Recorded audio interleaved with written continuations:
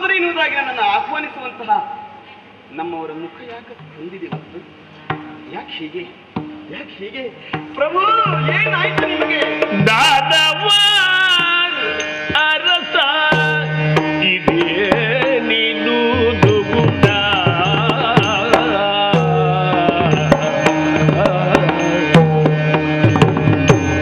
ದಾನವ ಅರಸ ಇದೇ ನೀನು ದುಗುಡ ಆನನ ಕಂದಿಗುದು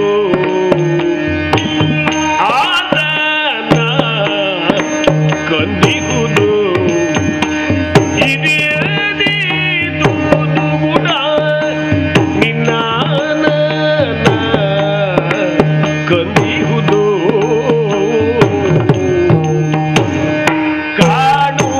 ಕಾಣುತ್ತಲಿಗುದು ದುಷ್ಯಕುದ ಮತ್ತಿದರಿಂದ ಕಾಣುತ್ತಲಿಗುದು ದುಷ್ಯಕುದ ಮತ್ತಿದರಿಂದ ಹಾನಿ ಮುಂದೆ ನಗುದು ದುಷ್ಯಕುಡ ಮತ್ತಿದರಿಂದ ಹಾನಿ ಮುಂದೆ ನಗುದು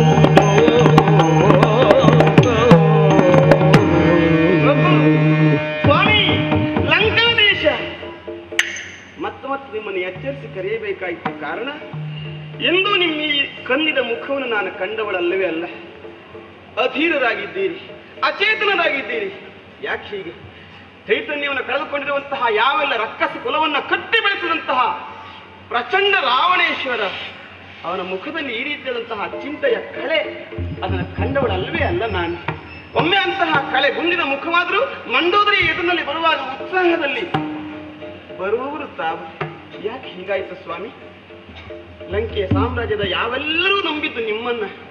ಹಾಗಿರುವಾಗ ನೀವೇ ಧೀರತೆಯನ್ನು ಕಳೆದುಕೊಳ್ತೀರಿ ಅಂತಾದ್ರೆ ಏನು ಆಪತ್ತೊಂದು ಒದಗುತ್ತಾ ಇದೆ, ಆಪತ್ತಿಗೆ ನಾವು ಮುಂದಾಗ್ತಾ ಇದ್ದೇವೆ ಎನ್ನುವುದರ ಸೂಚನೆ ಅಂತ ನಾನು ಭಾವಿಸಿಕೊಳ್ಳುತ್ತಾ ಇದ್ದೇನೆ. ಯಾಕೆ ಸ್ವಾಮಿ? ನನ್ನನ್ನು ಹೇಳಲಾರದಂತಹ ಸಂಕಟ, ನನ್ನಲ್ಲಿ ಹೇಳಲಾರದಂತಹ ದುಃಖ ನಿಮ್ಗೆ ಒದಗಿದ್ದೇನು? ಏನಾಯ್ತು ಸ್ವಾಮಿ ನಿಮಗೆ?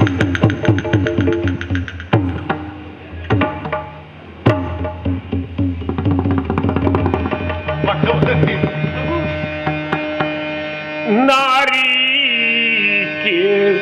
ಎನ್ನ ಸೌಭಾಗ್ಯ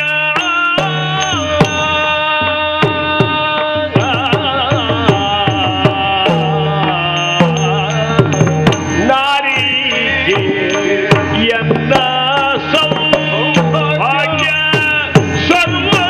ಸರ್ವಸ್ವವು ನಾರಿ ಎನ್ನ ಸೌಭಾಗ್ಯ ಸರ್ವಸ್ವವು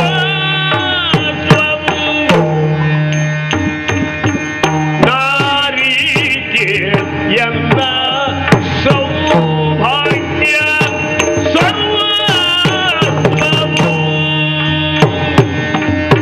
ಸೂರೆಯಾಗಿ ಹುಲ ಅವಧಿ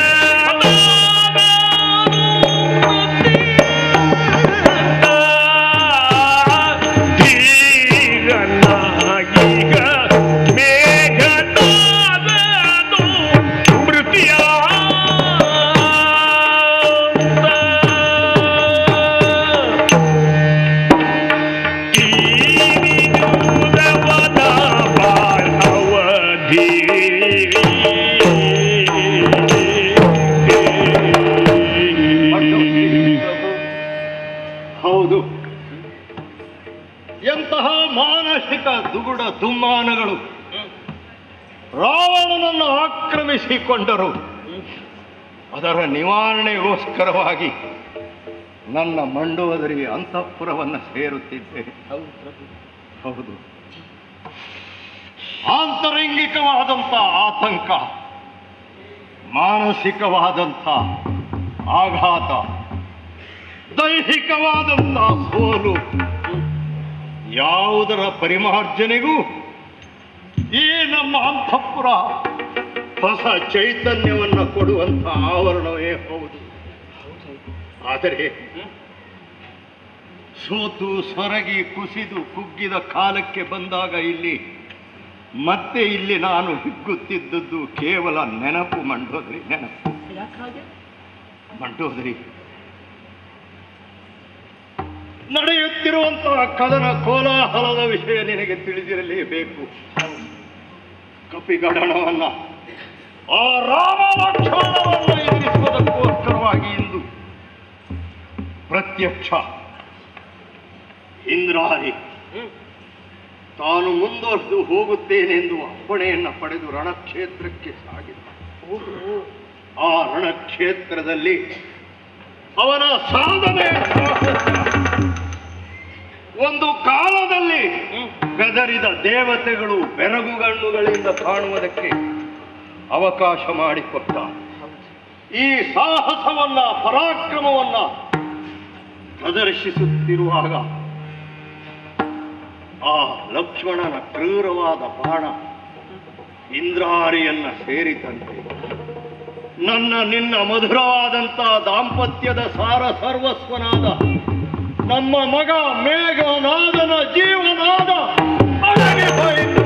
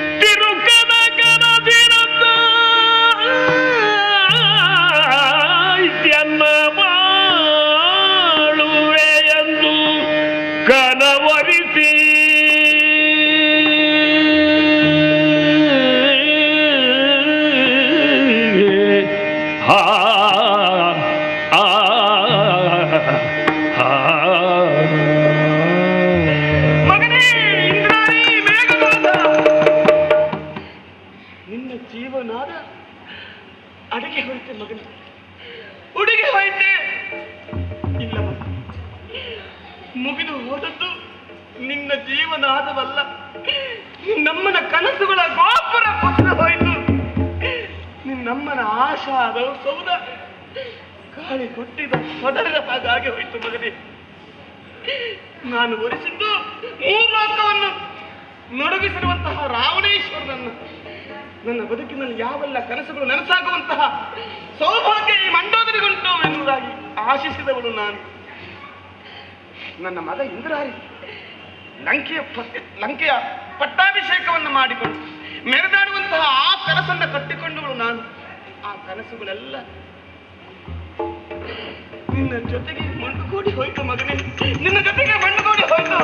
ಹೌದು ಹೌದು, ನಾನು ಸಾಮ್ರಾಜ್ಯ ಆದರೇನು, ರಾವಣೇಶ್ವರನ ಅರಸಿ ಆದರೇನು, ನನ್ನ ಕನಸುಗಳೆಲ್ಲ ಈಗ ತಿರುಕನ ಕನಸಾಗಿ ಹೋಯ್ತು, ತಿರುಕನ ಕನಸಾಗಿ ಹೋಯ್ತು.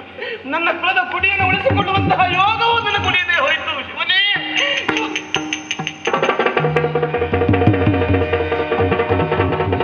ಪ್ರಭು, ಯಾಕೆ ನಿಮಗಿಂತ ಬುದ್ಧಿ?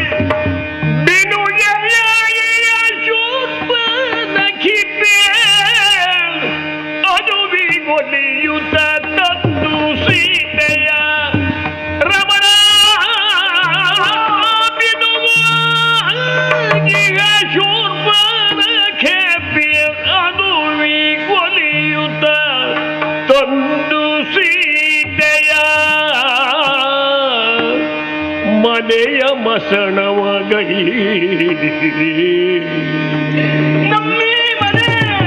ಮನೆಯ ಮಸಣವಗೈ ಗೋಳುಣಿಸಿದಿರಿ ಈ ವಿಧ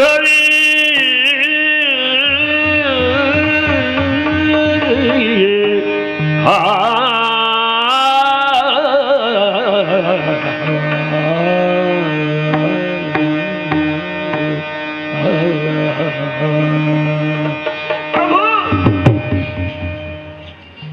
ನನ್ನ ಮಗ ಮೇಘನಾದ ಮಡಿದ ತಾಯಿಯಾದವಳ ಹೃದಯ ಯಾವ ರೀತಿಯಲ್ಲಿ ದುಃಖಿಸಬಹುದು, ನರಳಾಡಬಹುದು, ಅದನ್ನು ನೀವು ಯೋಚಿಸುವುದಕ್ಕೆ ಶಕ್ತಿರು ಸ್ವಾಮಿ.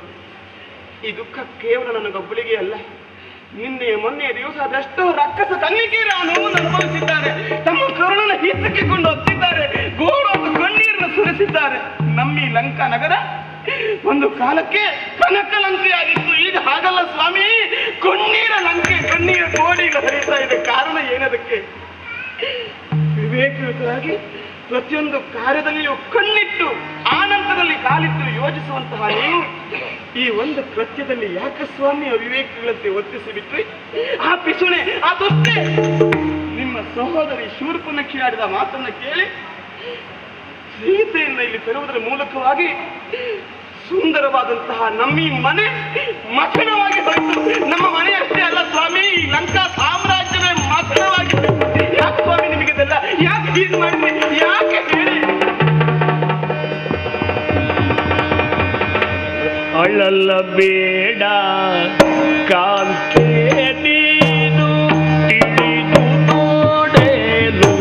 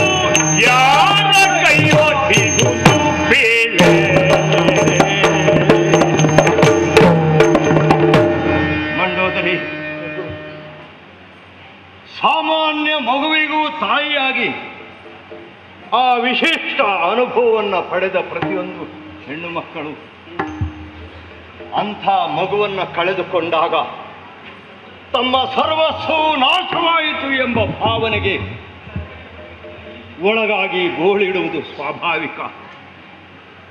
ಆದರೆ ಪ್ರತ್ಯಕ್ಷ ಮುಕ್ಕೋಟಿ ದೇವತೆಗಳನ್ನು ನಿಯಂತ್ರಿಸಿದ ಒಬ್ಬ ಮಗನ ತಾಯಿ ನೀನು ಮಂಡೋದರಿ. ಅಂಥ ಮಗನನ್ನು ಕಳೆದುಕೊಂಡ ನಿನ್ನ ಅಂತರಂಗದ ವೇದನೆ ಏನು ಹೇಗೆ ಎಂಬುದನ್ನು ಊಹಿಸಬಲ್ಲೆ.